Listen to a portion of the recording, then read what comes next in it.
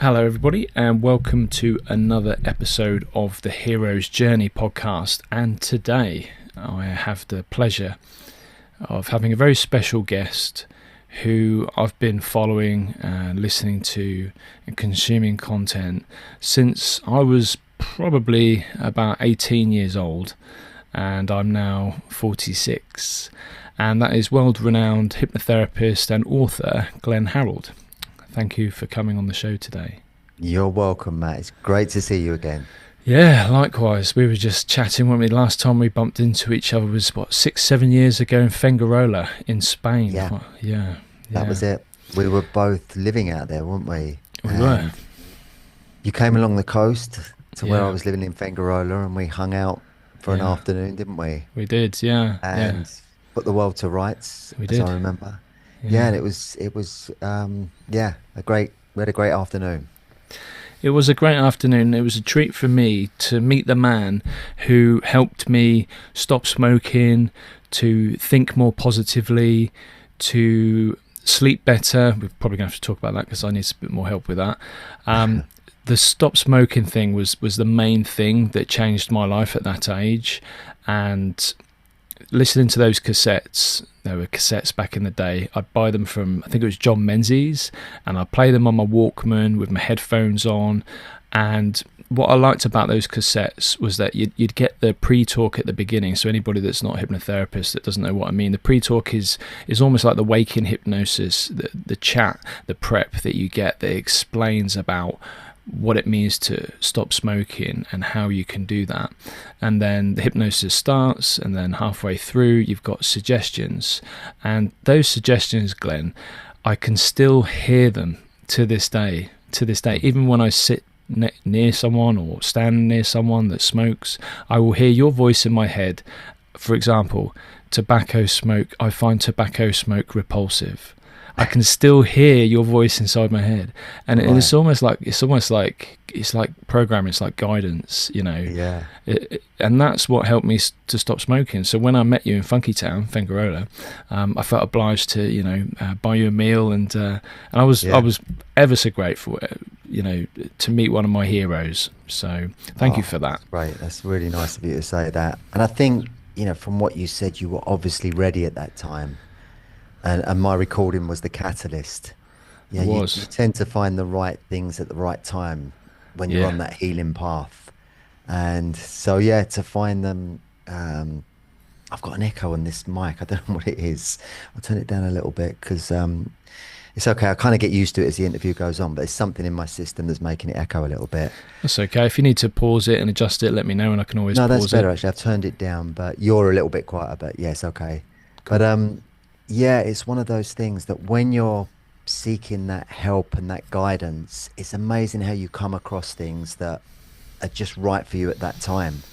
Yeah. And it sounds like the stop smoking recording was just the thing you needed to help you quit. It was, as the old saying goes, when the student is ready, the teacher will appear. Yeah. I had the same experience. I found, when I woke up back in the day, I found Stuart Wilde books. And I loved his books because they were a bit wild and a bit edgy, but full of spirituality. And he was a guy that lived, like his name, he lived quite a wild life.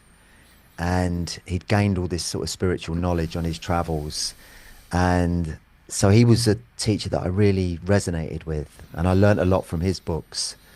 So, I think you find the things that are just right for you at the time. You do. You find the things that are right for you at the time, and you were the first ever hypnotherapist that I came across, and at that time you seemed to have pretty much control of, not control, but wrong word, but you had the market, didn't you? I didn't really see anybody else competing with you in that respect. When I look back, I was so fortunate because I was working full-time as a hypnotherapist. To go back a little bit, I'd originally, in my younger life, as I wrote about in the book, I was on the wrong side of the tracks. I got into lots of trouble when I was younger and didn't know how I fitted into the world. Just knew that I, sought highs in, getting into all kinds of mischief and drugs and drink and all the things that get you into trouble. And that was your journey from chaos to consciousness, wasn't it? chaos to consciousness. I mean, it was chaos. It was real chaos when I think of it. Just funny. I put quite a bit of it into the book. There was so much more I didn't, because it wasn't a biog. It was about my story and how I was in that chaotic life and dysfunctional family and how I got out of it. That was what I wanted to get across. I didn't want to make it into a complete biog. But it was through playing in a band when I was in my late teens. We were going to get a band together. I was hanging out with a group of punks and skinheads on the streets and in 77. So it was all the Clash and the Pistols and the Damned. And I loved that music. But I used to go to those gigs and watch them, and the audience would be spitting at them. And I thought, I want to be up there, but I don't want to be getting spat at. So it was a slow graduation into becoming a musician. But it was actually a mate of mine who was on the fringes of this gang, and he said, do you want to play the bass? I'm starting a band up. And he taught me how to play the bass, and then within like a few years we'd won a national pop competition because he was a great singer. We had a strong foundation with that. I was kind of an average bass player, but I kind of infused the bands with this sort of more punk ideology that I'd carried through from those days, and that was my first little taste of something more positive. Something that got me away from the streets and the trouble.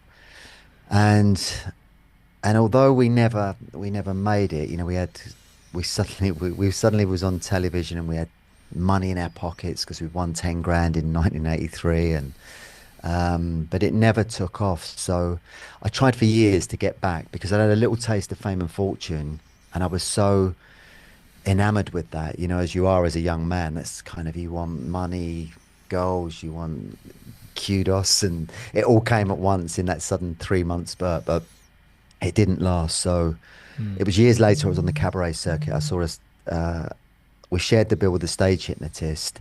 I'm watching him manipulate the audience. That was my epiphany moment. Oh wow. I want to learn this. I want to learn everything I can about it, because I didn't want to do the stage thing. I knew that. Mm-hmm. Yeah, because a lot of people who don't know anything about hypnotherapy or hypnosis tend to think the two go together, and in actual fact they couldn't be further apart. It's one of the first things we explain away, isn't it? Because most people's exposure to hypnosis is through seeing the stage shows. So you always explain that's a completely different type of hypnosis. What we do is hypnotherapy to guide you into a trance state where you feel safe and secure, and then we feed back to you the things that you want to achieve in that state that become anchored in your unconscious mind. That's right. And that's right. So I from that moment on, I learned everything I could about hypnosis, and I studied with the British School of Clinical Hypnosis. And I was so broke back then that, as you do, you make little friends in the group, and they used to go off to lunch, and I'd always sit in the park with sandwiches that I made before I come. It was that broke, and I just about got myself through college. And when I did, I just loved it. I loved doing it. But I was so broke. I had this old banger of a car, and I bought myself a suit, and I got a little goatee beard, as I thought that's what you need as a hypnotherapist. Little goatee. Yeah. And I had a briefcase, and I bought a nice briefcase. Yeah. And I used to put cards into local shop windows saying hypnotherapist, stop you smoking, lose weight, relaxation. And so when I got calls, and I do home visits because it was, cheap and cheerful. So I'd go to their home, I'd park the car in the street away, so they didn't see I'd turned up in an old banger. And I'd do the sessions, and that was how I got started. That's awesome. Yeah. I love that. And is that business model still feasible today? Cards in shop windows. Yeah. Can you imagine now? Briefcase, home visits. What was your most popular, session? Was it stop smoking, weight loss? What was it? Phobias? It was back then. It was weight loss. I used to see a lot of people for weight loss back then. And phobias, Yeah. phobias, that kind of thing. But still, so from there, I started, once I'd got going and, with the home visits, I found a few clinics to work in locally. And I used to, one day I'd drive to Chislehurst, one day I'd drive to Sheerness, one day I'd drive to Maidstone, at these different clinics on different days. And I'd see clients at each one. And sometimes I'd drive half an hour to see one client, for £35 back then. Wow. So I was really grafting it. I really did a good apprenticeship in it. What year was that? It's the £35 back then. Yeah, that would have been like mid 90s, I think, something like Yeah, that. well, that's not bad money, is it?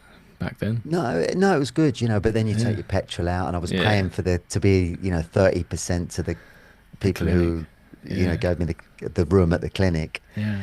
And it was a graft. But, I got to a point where I was seeing, I'll give you an example of how I kind of got it going, because I was, what it's like. You come out of college and you're not swarmed with offers for people to see you.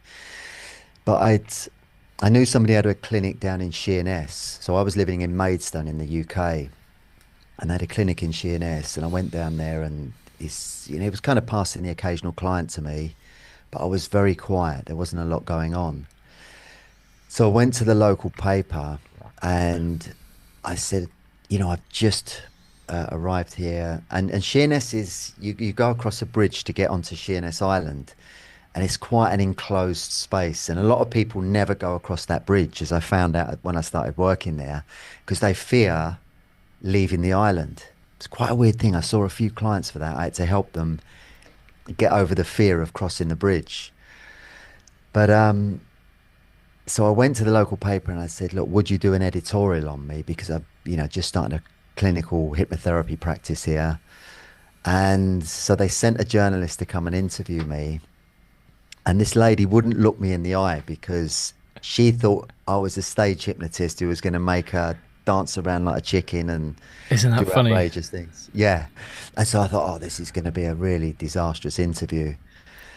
But she interviewed me, and I, explained away that, it's not about, I can't do anything you don't want me to do. You've got to believe in the process, and I feed back to you what you want. And so I worked on that a bit. And as it happened, the article came out, and it was a really good article. She pictured me in front of a bookshelf, and I had a little goatee beard, as I said, which I got once I came out of college, and a suit on, and there was a bookcase behind me, and the picture caught me with that cat's eye stare. So I was staring into the camera, and the whole picture looked really powerful. I looked like the most powerful hypnotist. And the headline said, "Hypnotist comes to Sheerness." And from that day onwards, I was inundated with clients. Wow. Just from this one article, because it looked so powerful. And the other thing about it was that when people came to see me from that, they were already primed, because they believed that I was, this powerful hypnotist who could stop them smoking, help them lose weight. And in reality, I'd only just come out of college, and I was still reading scripts. Wow. And but they were so programmed from the article that I always remember that this guy came to see me, this big Scottish fella, and he wanted to stop smoking, but he was scared of hypnosis because he thought it was something where he'd lose control and he'd be out of his comfort zone. So I reassured him. I said, look, this is about, and I spent a bit of time building rapport with him as we were taught, and I was talking about football with him. Got into football because he was a football fan. And all of a sudden, he's locked his eyes on mine, and he's gone, he said, "You're doing it to me now. You're doing it to me now." Oh my God. And he'd gone into the deepest trance I'd ever put anyone into. And I hadn't even started the induction. That's so mad, isn't it? How people's perceptions of hypnosis, Yeah. The placebo effect, how powerful that can be. Yeah, I was once, so primed. I once had a client, actually not so long ago, and he came round. There was no formal hypnosis involved. It was just sort of more of a waking hypnosis session, and for some reason I had an elastic band around my wrist. It's probably not very professional, but I was sort of fiddling with it. And at the end, next time he came round, he said, I don't know what you did to me. I knew you were doing something with the elastic band and the power of suggestion, but whatever it was, it worked really, really well. And that's incredible. And to be fair, I wasn't actually doing anything with the elastic band. It was the perception, the halo effect that comes with being a hypnotherapist or hypnotist sometimes. Yeah. And I'd always keep a stopwatch oh, okay. because, if people expected me to sit there with a swinging watch, and I used it a couple of times because that was the old image of hypnosis, wasn't it? You swinging a watch. That's right. So Yeah. I'd keep one in the office, and if anyone expected that, or I felt it would be right, I'd actually use it. It plays into the mystique of hypnosis and hypnotists, from ancient times. In Venice, when they would walk around with a pocket watch and a cane, and the top hat. It has a rich history, the pocket watch, especially in hypnosis. But if you speak to people and they say things like, "You're not going to wave a watch in front of my eyes, are you?" It's almost like laughable, isn't it? But there's something in that. Yeah, it's that focused state of attention, isn't it? Yeah. If they're looking at the watch, and you tell them to keep your eyes on it, that induces hypnosis in itself. It induces hypnosis in itself. Did you know that when cars first had windscreen wipers, they had to perform tests to make sure that they wouldn't hypnotize the driver? Oh, really? No, I didn't know that. Yeah, Wow. because that was like a common fear. Yeah. Wow. Yeah. Because that hypnotic motion. Speaking of cars, can you tell me about your cab driving experience in London before you became a hypnotherapist? Yeah. So fast forward from my musical days, I ended up on the cabaret circuit, and I shared the bill with that stage hypnotist. But I was also driving a minicab. So in between playing in bars and clubs, I was driving a minicab at night, and I would literally, I did that for about 5 years as well. So driving around the West End of London at night time, most of the time we'd pick up from offices, businesses and theatres.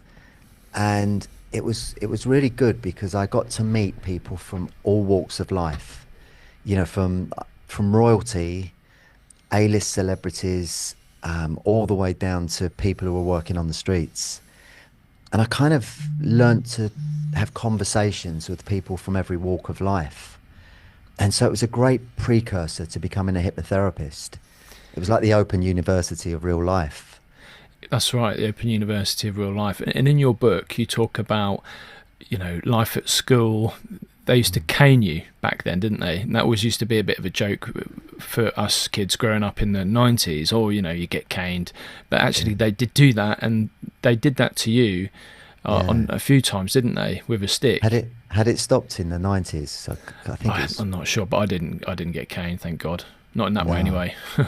No, it was brutal. Back in the 70s, I went to an all-boys school, and it was super strict. I managed to pass my 11 plus somehow. I was the only kid out of all of my mates back in the junior school that passed the 11 plus. And so I went to it wasn't a grammar school, but it was in between a tech and a grammar school. And it was super strict. It was very academic. I didn't fit in. So I kind of, started to rebel fairly early on. I didn't have a very secure home life, so that added to it. And I used to get the cane, which was, where you had to go to the headmaster's office. You had to wait outside. The worst thing was the waiting. You'd wait outside knowing that there's a fully grown man in there that's going to get out a long, thin stick, and you're going to have to bend over that desk, and you're going to get 6 whacks across the arse. And it was full pelt. They didn't hold back. I'm sure some of them got their jollies doing it. Probably, yeah. And so it was brutal. And I can remember I actually got the cane one time for having flares that were too wide. Flares. They used to measure them, and if they were too wide, you got the cane. Yeah. And this was like David Bowie was in the charts. He's my hero. And if he was going to wear flares, I was going to wear them. But I got the cane for him. And it was brutal. So the more violence that was heaped on me, because I also grew up in quite a violent household, the more violence that was heaped on me, the less care I had. I just completely went off the rails and just fought against authority, all through my teens. And yeah, and So it it was a was a traumatic experience. It was a lot of trauma, do you think? yeah, Yeah. huge amount. And it's kind of what led me into becoming a hypnotherapist, because I knew later on, when I became a little more self-aware, I realized that I had to fix a lot of that trauma because it was holding me back. I couldn't hold down jobs when I got into my 20s. I couldn't hold down any kind of normal job. Relationships were fleeting. Um, and I was, permanently broke. So I knew that things had to change. Otherwise, I was going to go down a very dark path. Could you tell our viewers about the sudden awakening that you had to a higher calling? Yeah. So through that period, through my 20s, I was searching for something better. I knew there had to be a better life than what I'd experienced up to that point. And so I was unconsciously, I think I was, reaching out for that. And I always remember I'd pick up fares when I was cab driving. I'd pick up fares, and a number of people would say, why don't you come to my church? We're having a church meeting on Sunday, come along. So I kind of felt that this call into a better life, that was the start of it. I was seeking something, and I was getting these little affirmations. But one night I was driving home from London, driving down the M20, and I was tired. It was about 4 o'clock in the morning. I was zoned out, and all of a sudden I had this what I can only describe now as a spiritual awakening, whereby I suddenly felt this immense feeling of love and compassion and this higher consciousness awareness that I'd never experienced before. I didn't grow up in a spiritual family at all, quite the opposite.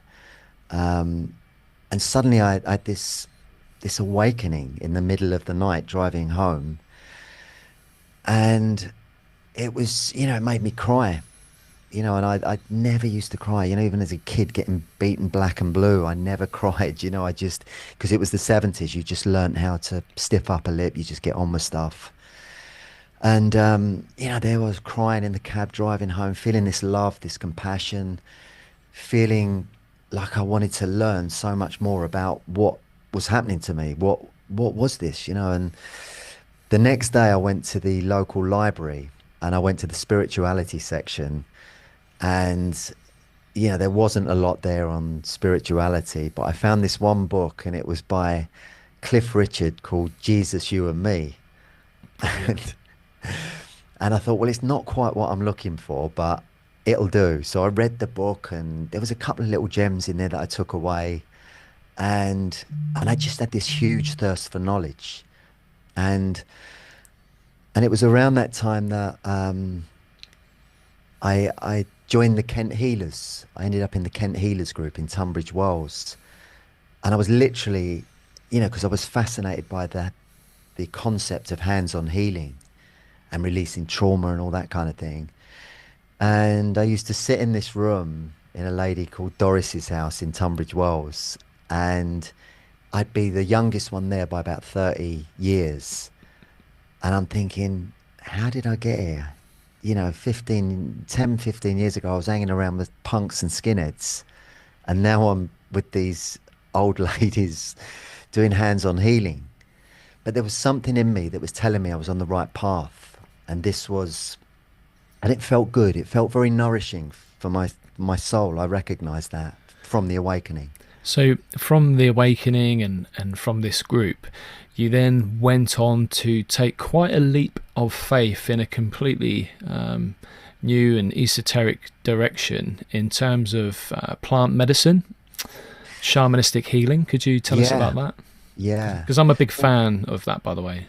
Yeah. So once I kind of, from the Kent Healers group, I became a hypnotherapist. I studied hypnotherapy for 2 years, and I loved it. I took to it like a duck to water, because all the way along this journey, I was healing myself. I was remembering things I went through as a kid, these traumas, and I was able to heal them because suddenly I had a toolkit and I knew I could, go back. I'd close my eyes, go back into my past, and I'd revisit these times and the emotions would come up and I knew how to heal them and to release them, these traumas. And sometimes it took, you don't do it straight away. Sometimes it can sometimes be a case where peel away layers and then you get a bit lighter. You become a bit lighter but you still need to revisit it.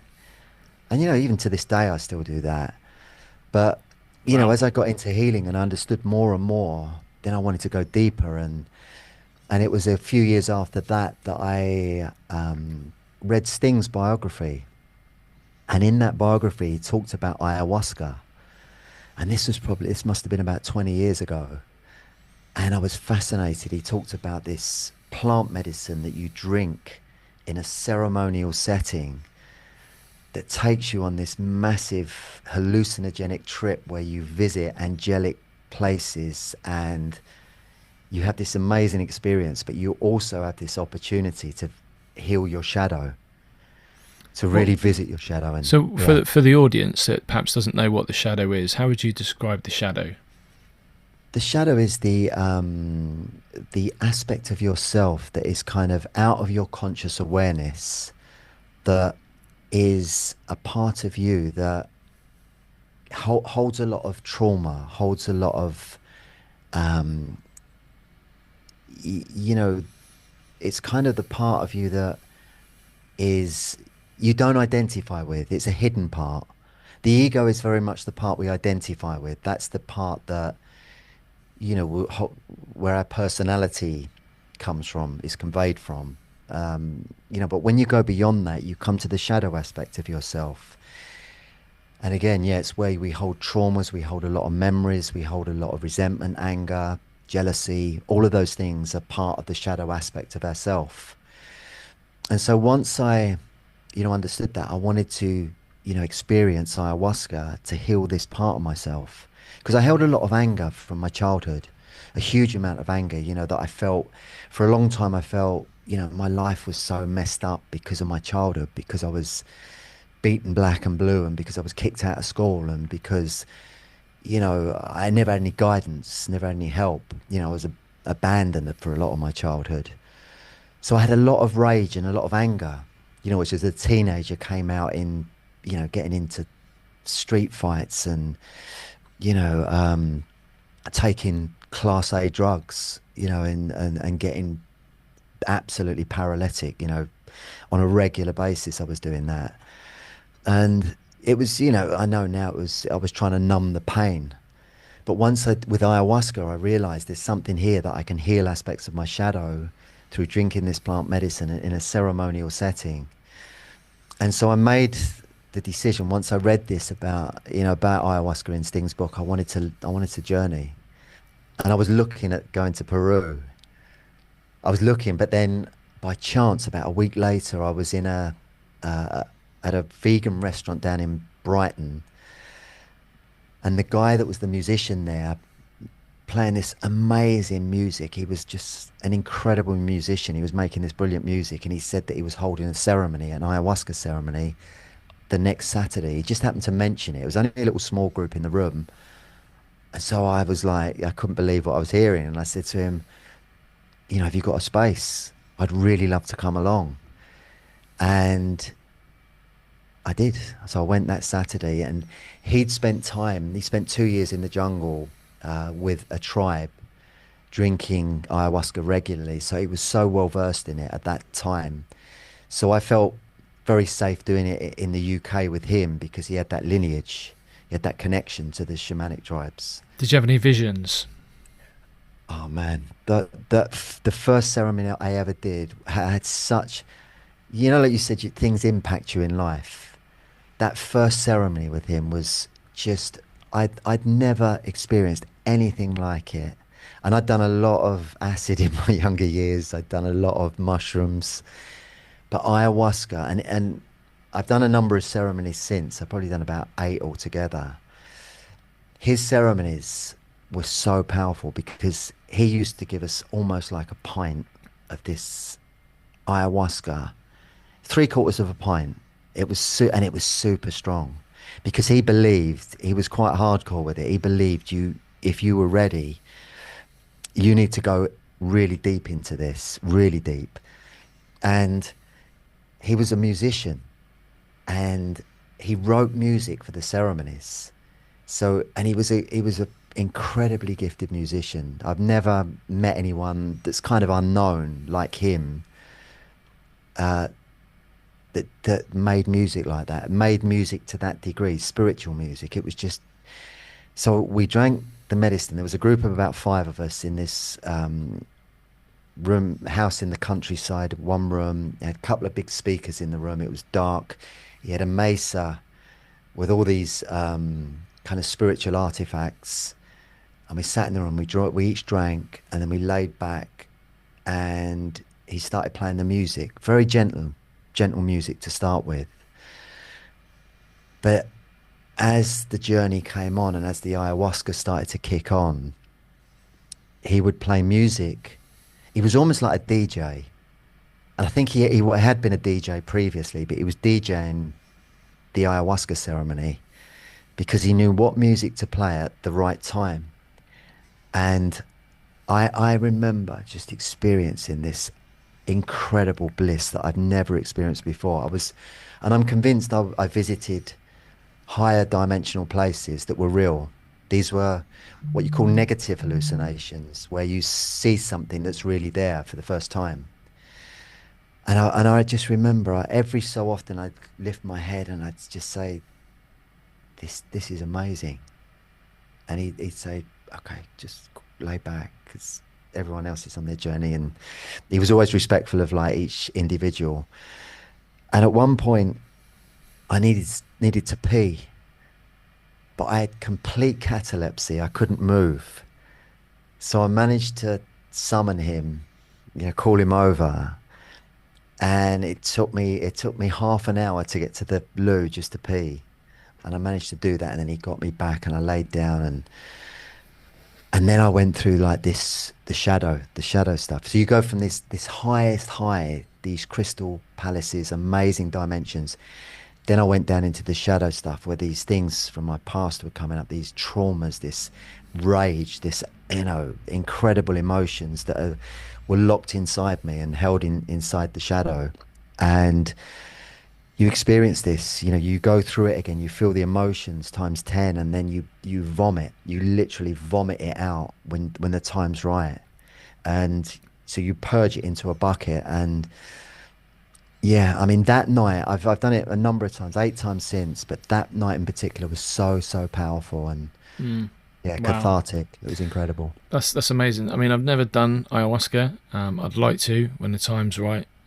And you say that in your book, the medicine calls you when you're ready. Is that right? Yeah. When you're at a point where you think, I want to journey with this, and you kind of make a pact with yourself that you're going to take this path, then it's amazing how the universe conspires to work with you to open up the door to find the right group. And I'll give you an example. When I came out here to Portugal about 6 years ago, moved out here, got settled, and I said to Nicola, my wife, I said, I want to journey again. I'm feeling the calling. And so I put it out there. I meditated on it. I projected out that I wanted to meet the right people, a safe environment, the right group. And I happened to, as we were clearing out the house, I had this old barbecue that I put on Facebook to say, look, if anyone wants this, come and collect it. And one of the guys that replied to me had this spiritual profile. He lived along the coast here in Portugal. And so I said, okay, I just felt connected to him. So I said, come over and pick up the barbecue. So he came along with his wife, and Jason's become like a brilliant mate, and he was actually running ceremonies along the coast. We sat in the back garden. We didn't even talk about the barbecue. We sat for 2 hours talking about all things spiritual, and just completely vibed. He'd been grown up in Southend. He was a skinhead back in the day, so he had a similar past to me, in that he'd been in that, and he'd awakened spiritually along the path and was dedicated to his spiritual work. And he was running ceremonies along the coast, and so I was there, and the next one he had, I was there, and it was another amazing experience. And he was actually playing the music from the guy from the first ceremony, the medicine music. He was playing that same music, and we've been best mates since. And I've been back again, a couple of times. Wow, what serendipity. So Yeah. how about this? Hypnosis operates on a level beyond mere words and actions, operates on the level of thought. Would you compare an ayahuasca ceremony to a rather large hypnosis session? There's certainly a lot of comparisons, because when when you're in a deep hypnotic trance, you're beyond the mind, you're beyond your ego. You're in your spiritual self, you're in your heart, your feelings. But I think with ayahuasca, it takes you somewhere else. It activates. I mean, the DMT in ayahuasca allows you to experience something so much more. You hallucinate. It's the And spirit molecule, isn't it? it's the spirit molecule, yeah, and it activates a part of you that allows you to see more. It expands your consciousness in that moment. So you can experience that in a hypnotic trance with no DMT or anything like that. But the ayahuasca is such a complete medicine that when you're journeying with it, it allows you, you expand so much. I'm sure your consciousness is activated in such a way that you can see things, like I said, negative hallucinations. You're seeing things that are really there, that are normally out of your conscious awareness. So you see higher dimensional planes, you see higher dimensional beings. There's so much more. It just expands your awareness to such a degree. You see these things and you draw the wisdom from that.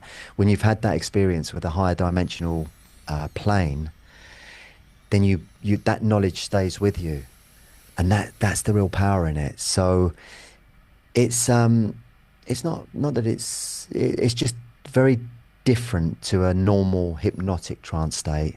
And somebody gave me some advice early on with ayahuasca, and they said that if you get into a place where you're terrified, because you do experience the dark and the light when you're in that, when you're journeying in that way, they said always come back to a place, to your heart, to a place of love, because that will anchor you in a safe space, and it will give you a degree of control, because at times you can feel like you're out of control. So that's a good thing to always remember, from the beginning. Come back to love if ever you're feeling completely out of control and frightened with it. That's wise. Yeah. That's wise advice. Very wise advice. How many times have you done ayahuasca so far to date? I think about 8 times. Okay, yeah. 8 times, good. And always in amazing ceremonies.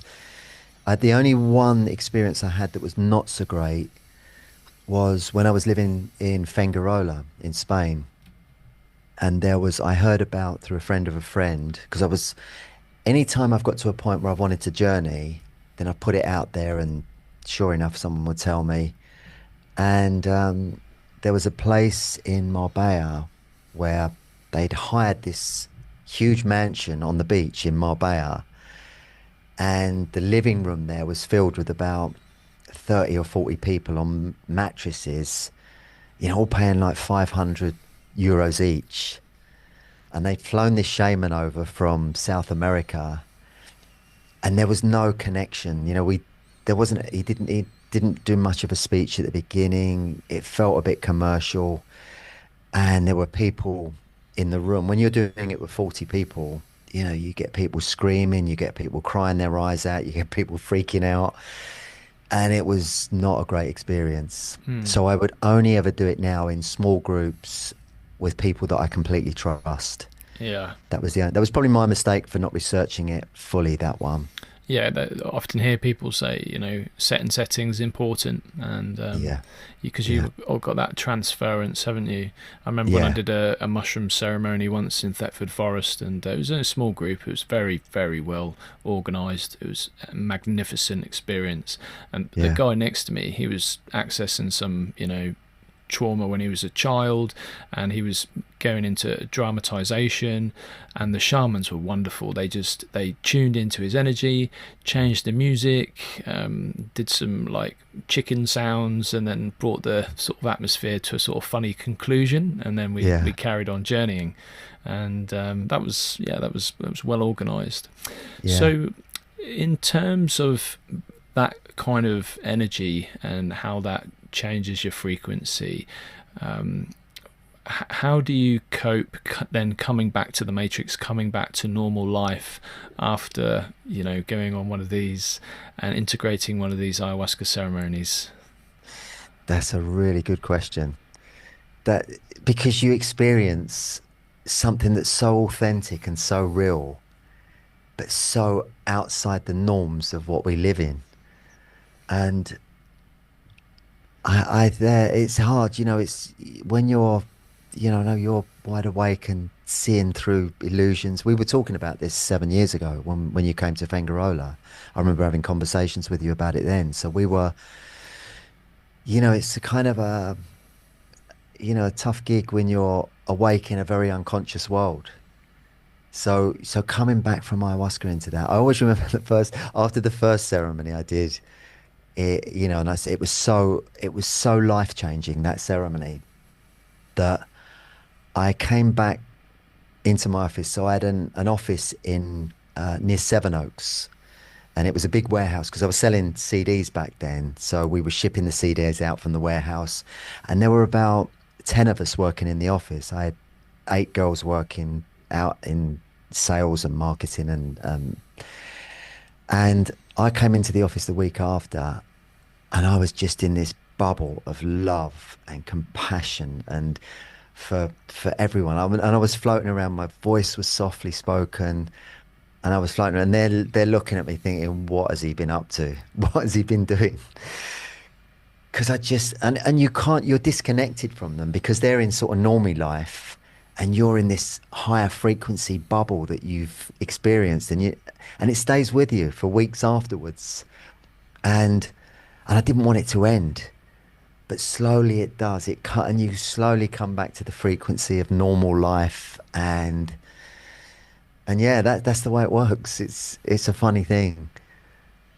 I actually had it with someone. I'll give you another little story about the medicine where when we got here, we got settled, we found the place to journey along the coast.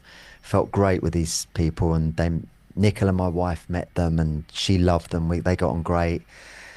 And Nicola had a completely different upbringing to me. She wasn't a wild kid. She had a very supportive family. She never drank much. She went out clubbing and did that, the regular stuff, but she never took drugs. And she said, "I want a journey. I want to journey with, you know, our friends." And I was worried because she never had that background, and and it was actually my oldest son Lee dropped her off at the ceremonial place, and he said like he felt he was dropping a kid off to the first day of school, and hoping it works out. We had a laugh about it, but because Nicola had prepared for it, and she knew what she was going into, and she had things that she wanted to heal herself. She had an amazing experience. She journeyed with the medicine, and she was able to clear a lot of stuff that she wanted to, she had the intention to clear from the beginning. Had a really lovely experience, and to the point where she went back again a few weeks later with the intention to heal a lot of her female lineage in her family. And so that was a different thing because she did that for the family. It wasn't for herself. It was a selfless one. She knew she was going to have a tough time, and it was a lot tougher for her. So there's a lot of purging, a lot of vomiting, that kind of thing. So are we talking like generational trauma? Yeah. So that kind of thing, and the female wounds and traumas that have been carried down and passed on through each generation. Yeah. And she knew there was something she did beforehand where she knew she had to heal that. And she felt she wanted to step up and do that, you know, with the medicine. And so it was an act of service.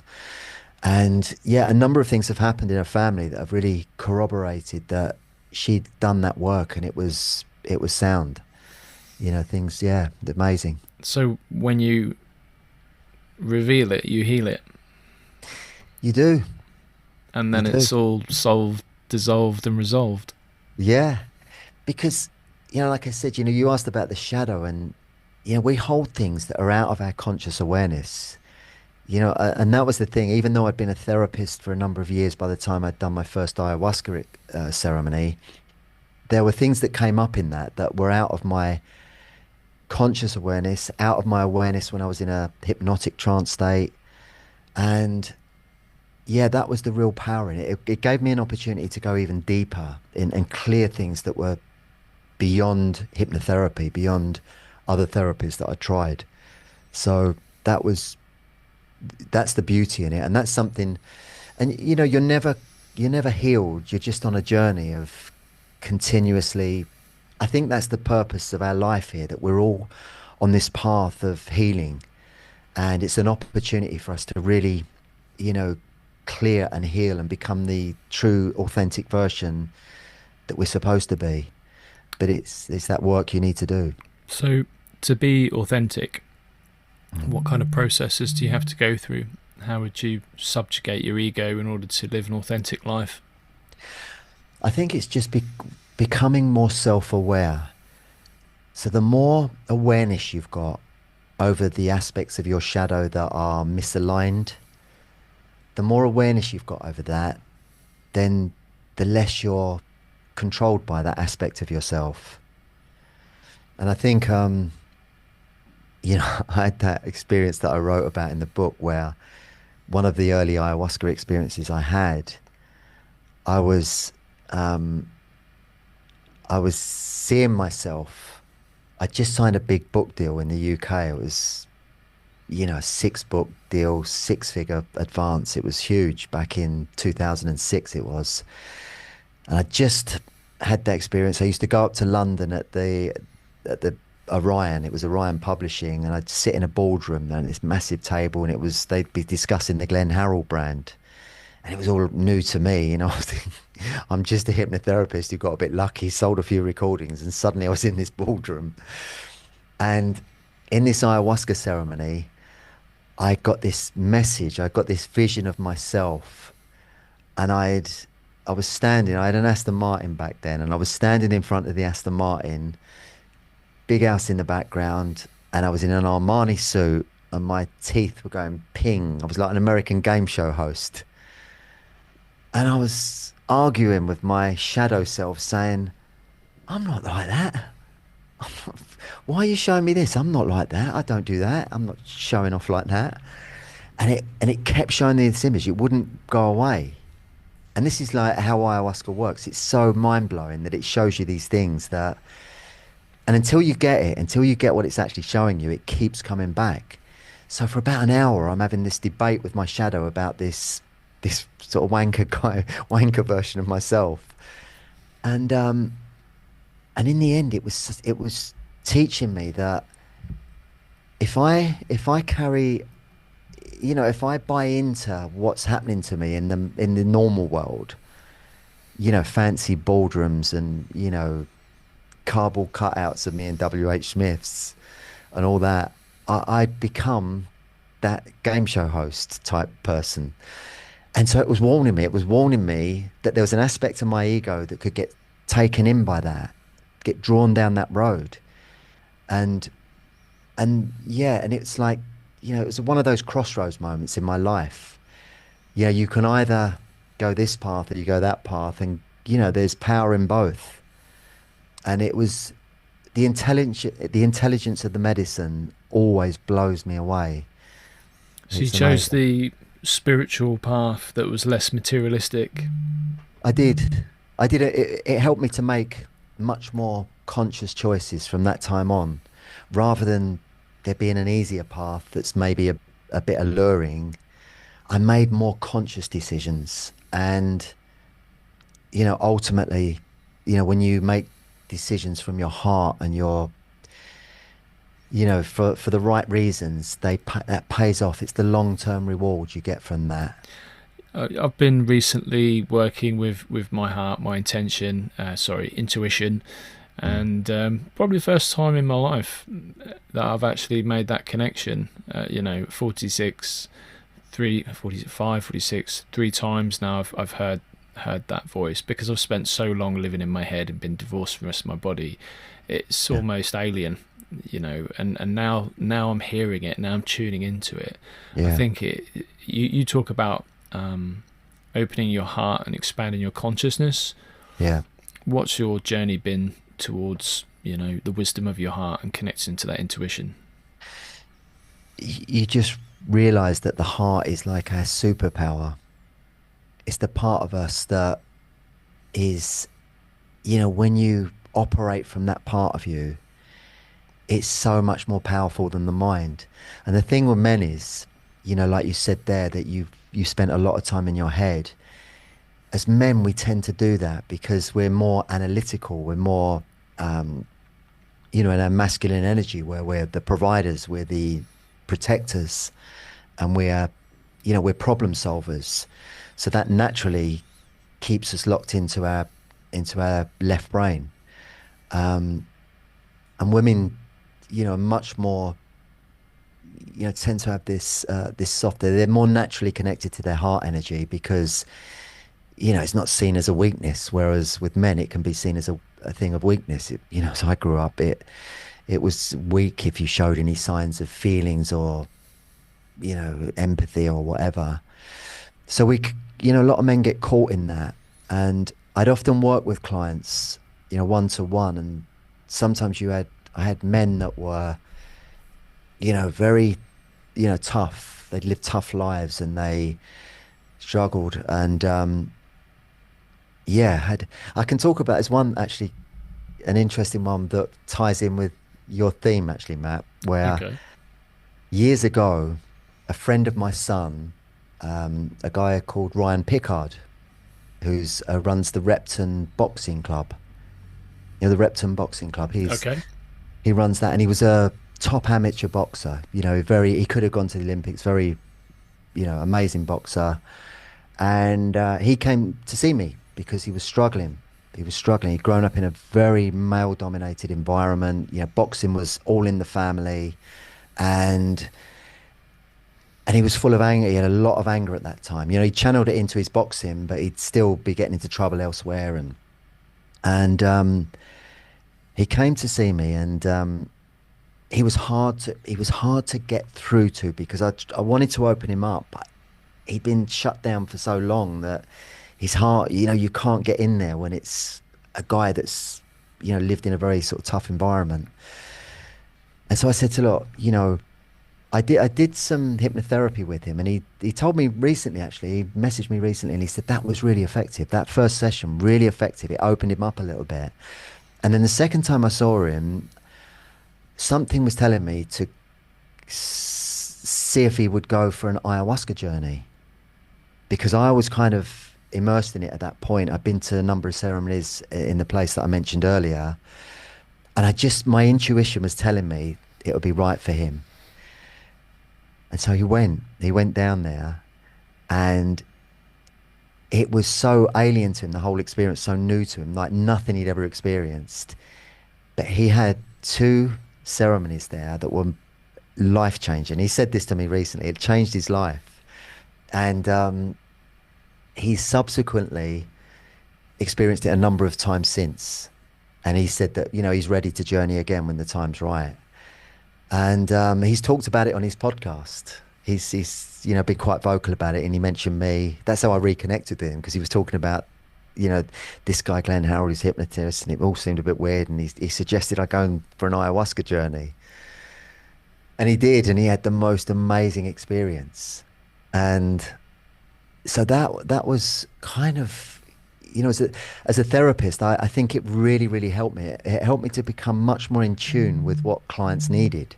Even to that point, not every hypnotherapist can recommend, ayahuasca, but because I'd experienced it at that time, I had that extra thing, so yeah, I've you always love doing that, pointing people in the right direction, and especially with guys, because I know what it's like to be in that sort of macho world, where you got to be tough, you can't show any weakness, or all that kind of thing, and it's often the undoing of men because you can't stay like that. We're to be really in your masculine is to be soft in your heart as well.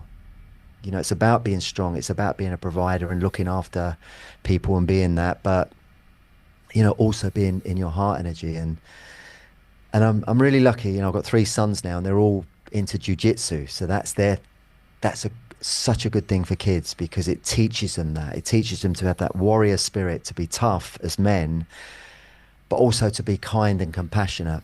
And I love that. I love that. I wish I'd done that as a kid.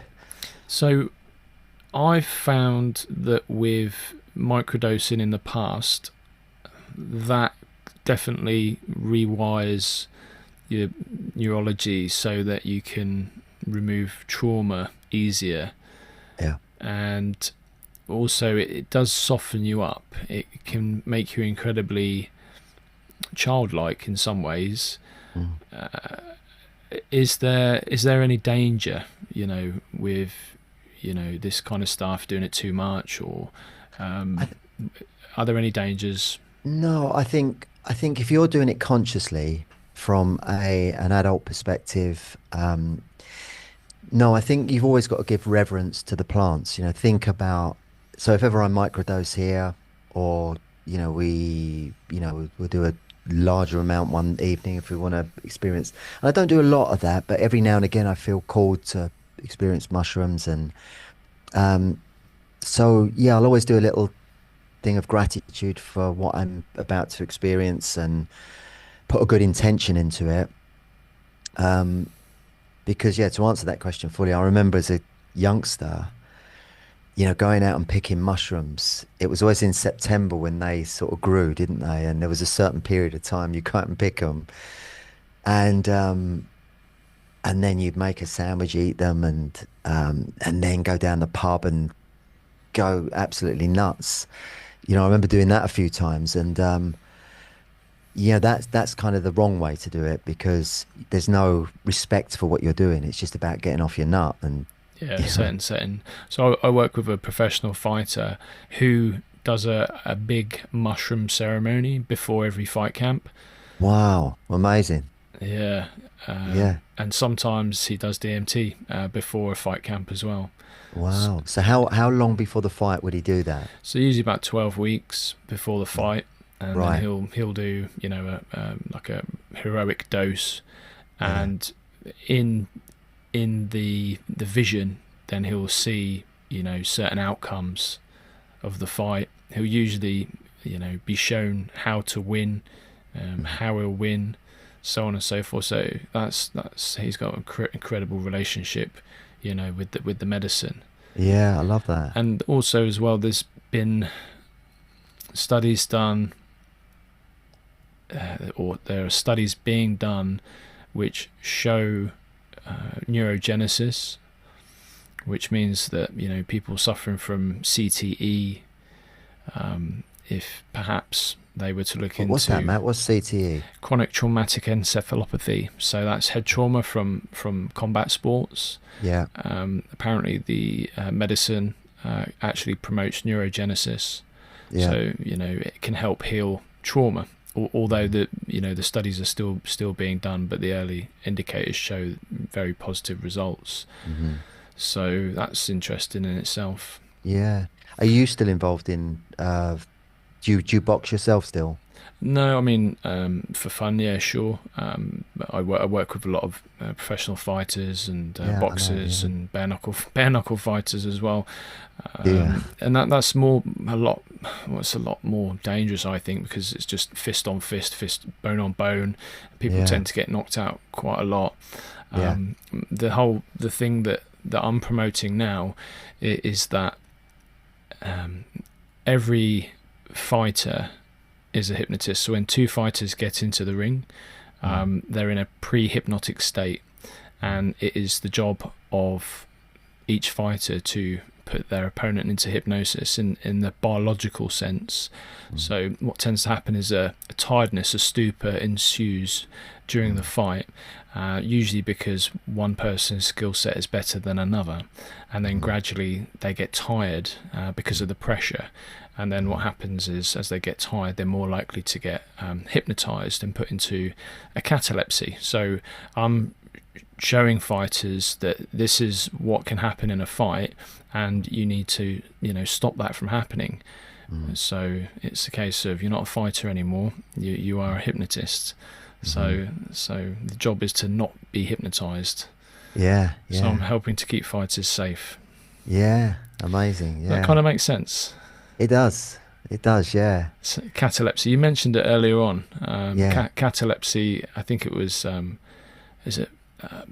one of the hypnotherapists from a long time ago. I think it was it, I can't remember his name, but anyway, the 3 stages of relaxation, and catalepsy was the main one. Yeah. And you see that often in I think it was Bernheim. You see that often in fighters getting put into catalepsy. Yeah. So do you normally go to the fights and you're in their corner working with them like that? No, I'm not allowed to do that. Although in BKFC I could probably get away with that because there's less rules. But I tend to work from Zoom and then watch them on TV. Yeah. Otherwise, So it's not much of a business model. Yeah. What was your initial interest in boxing? Where did that come from? Well, it came from a friend of a friend. I was working with. One day he introduced me to his son, and he just got back from training with Vladimir Klitschko, the Klitschko brothers in Austria. And he said to me, I heard you're a hypnotherapist, and I've just got back from Klitschko camp, and Vladimir Klitschko was training with a hypnotherapist, psychologist. And he said, can you do some hypnosis on me? I said, yeah, sure. So I invited him over late one night with his boxing gloves, and did a little combination, a bit of NLP, a bit of hypnosis. And he won the fight. It was against a guy called Kimi Sokolowski, this big Polish guy they brought over from the Eastern Bloc. Yeah. And he went on to become the British heavyweight champion. I helped him with that. Fantastic. Yeah, that was amazing. That was. So back to. I remember watching. Yeah. I think I watched the fight. I remember because you posted it on Facebook, and I think I watched it. What's the guy's name? So Sam Sexton. I used to work with Sam Sexton. Yeah, that was it. I watched his fight, and brilliant. Yeah, he fought Gary Cornish for the British heavyweight title, and then he lost the defence against Hughie Fury. That was live on Channel 5 in front of millions of people. Yeah, but that was that was a big old learning curve for me. That was, but I stuck at it, and I learned a lot now. And so is that your particular niche? Hypnotherapy and boxing. Yeah. I've got a friend of mine, an old friend of mine. His son is fighting for a British title this year. So next time I speak to him, I'll mention it if he's interested in that. I mean, my friend has actually studied a little bit of hypnosis, so he might be covered there. But I'll mention you because that'll be a good tie-up. Well, I've got some really good hypnosis recordings, boxing hypnosis recordings on this Spotify channel. So it's Combat Hypnosis, Boxnosis. Okay. So you can listen to some of those. Brilliant, yeah. So thanks for that. So just to sort of, conclude, I wanted to ask you, what does it mean to keep it real in your relationships? What does that mean to you? So to keep it real in relationships, I think, they're the biggest teachers, aren't they? Relationships. You can be triggered the most in relationships, and you learn so much through relationships. I've been really fortunate that my wife Nicola was also a hypnotherapist. So we kind of she used to listen to my recordings years ago, and there's a little story behind it. She found my recording one day, and then a lady on Loose Women was talking about me because I'd hypnotized one of the ladies on Loose Women the client session, and they happened to mention hypnotherapy. That her mum said to her, "Who's the hypnotist?" And her mum Googled it, and a guy called Glenn Harrold. She said, "Oh, I know him. I've got his recordings." And then, cut a long story short, she messaged me, and we got together and found we had a lot in common. But there was a 25-year age gap. There's a big age gap between us. And so when we got together, and we didn't get together straight away, we were mates for a while. But when we got together, there was this whole, you know, generation between us. And she'd grown up completely different to me in a loving, caring family, completely different life experiences. But on a soul level, we were very connected because she was spiritually awake at that point. Even at 22, when I first met her, she was spiritually awake. And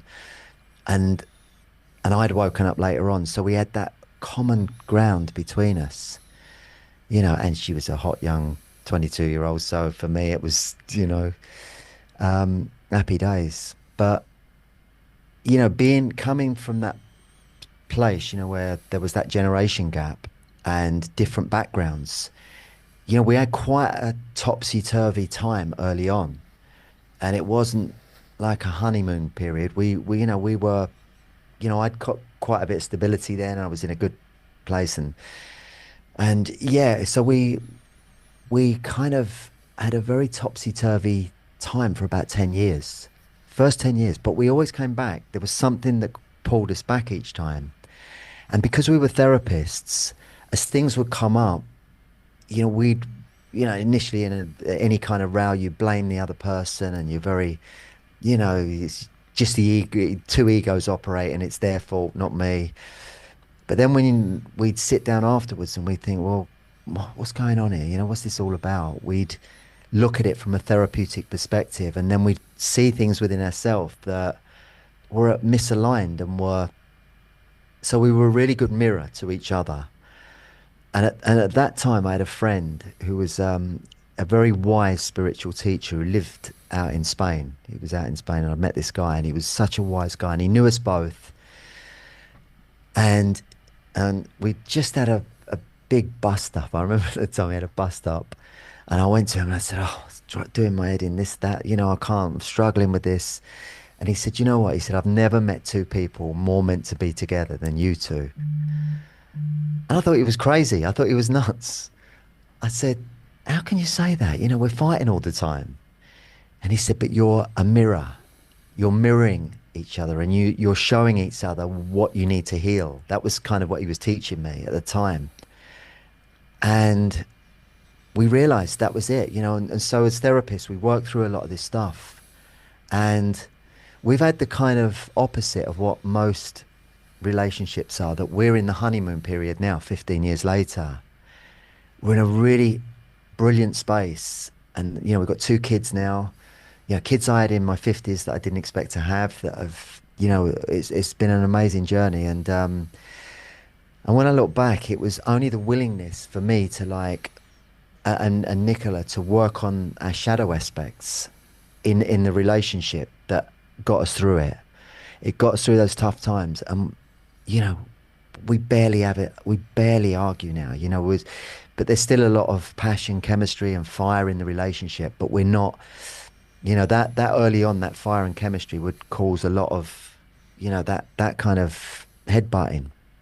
But yeah, it's the opposite to most, where you have that passion and that harmony and that, you know, seeing through golden rose tinted glasses, and then the troubles come later on. We kind of did it the other way, which you know, is a good way to do it. That's brilliant. So, yeah. That's yeah. Awesome. Glenn, where can people find you if they want to reach out and listen to some of your work? So I've got a number of apps. My main app is called Ultimate Hypnosis, and that's on the App Store, and it's got 250 of my recordings in it, and a community in there that a very supportive community that's grown in the app. And yeah, my website, glennharrold.com. And I've just released my 8th book, which is called Awaken and Ascend. And so it is a brilliant book. I've read it back to front. Thank you. It's Thank a great you, Matt. book. Highly recommended. Thanks, mate. Also purchased it for my girlfriend's son as well, and so very Nice. good book. Very good book. Haven't Thank been you. able to put it down. Oh, brilliant. I'm really pleased to hear that. Excellent. And thank you for Excellent. reposting that song of mine as well. Oh, that's an amazing song. That's a real Yeah. tearjerker. That was. Yeah, it's a Yeah. good song. It It was was nice because yeah. that feedback from you and a few other people, you said, oh, it got me really emotional. I thought, wow, it's the same kind of light bulb moment you have. You think, well, if that's, a few people who've seen it locally are having that reaction, then this could go. So I've put it into a load of film festivals, Good and idea. it's been accepted for one Ah. already. Yeah, so I'm buzzing about So that. hopefully, I mean, perhaps it might even get into the charts. Who knows? Yeah, yeah. I don't know if the charts still exist today I these don't know. days. I'm not too I'm so out sure. of touch. But I tell you what, though, that was a song that you wrote many years ago, and you said that the video to the song would be more powerful than the words, Yeah. and then you managed to put it together just recently, I guess.